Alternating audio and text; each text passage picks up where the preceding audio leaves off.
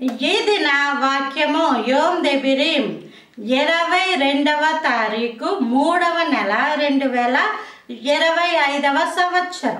మన దేవుడు ఇస్తున్న చక్కటి మాట. మార్కు సువార్త 2వ అధ్యాయము 5వ వచనం.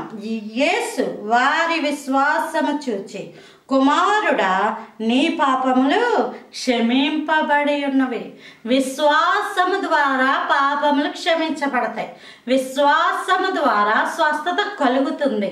విశ్వాసము ద్వారా దేవుడు ఉన్నాడని, ఫలము దయచేయువాడని, దేవుడు చూస్తున్నాడని మనం నమ్మాలి. అదే విశ్వాసం. విశ్వాసానికి ఆధారాలు ఉండవు. విశ్వాసానికి ఆధారాలు ఉండవు. కానీ ఇప్పుడు చూడండి, ఒక వ్యక్తి దీవించబడ్డాడు. ఆ వ్యక్తి దీవించబడ్డాన్ని మనుషులందరూ చూసి అతను ఏం చేస్తున్నాడా అన్నది పరిశీలించి, ఓకే వీళ్ళు దేవుని నమ్ముకున్నారు, అందుకే జీవితాలు మారాయి అని వస్తుంటారు.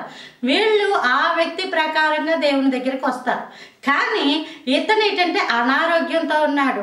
ఇతడు స్వస్థత పొందుకోలేదు. పక్షవాతం. ఇంకా పక్షవాతం వచ్చాయంటే నరాలు ఒక్కసారి చచ్చు పడిపోతే అవి మరలా తిరిగి బ్రతకవు, పని చెయ్యవు. అయితే దేవుడు వారి పట్ల కార్యము చేసి యేసు ప్రభువారు అక్కడ విశ్వాసమును చూసి, అంటే అసాధ్యం తనకి ముందెవరు కూడా బాగుపడిన వ్యక్తులు అంటూ లేరు, అయినప్పటికీ దేవుడు నన్ను మంచం మీద నుంచి లేపుతాడు అని తాను మంచం మీదకి వెళ్ళడానికి ఏది కారణమో దాన్ని ఒప్పుకున్నాడు. ఈరోజు నీ పరిస్థితికి ఏది కారణం? నీవు ఈరోజు ఈ విధంగా ఉన్నావంటే ఏ పాపాలు నీకు కారణం?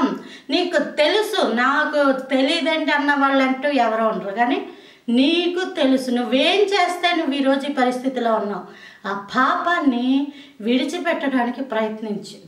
అవకాశాలు లేక పాపం చెయ్యకపోయినంత మాత్రాన నీతిమంతులు కారు. అవకాశం ఉంటే మాత్రం నువ్వు అదే కదా చేస్తావు, ఆ పాపమే కదా. కాబట్టి అవకాశాలు లేక నీతిమంతులు కాదు.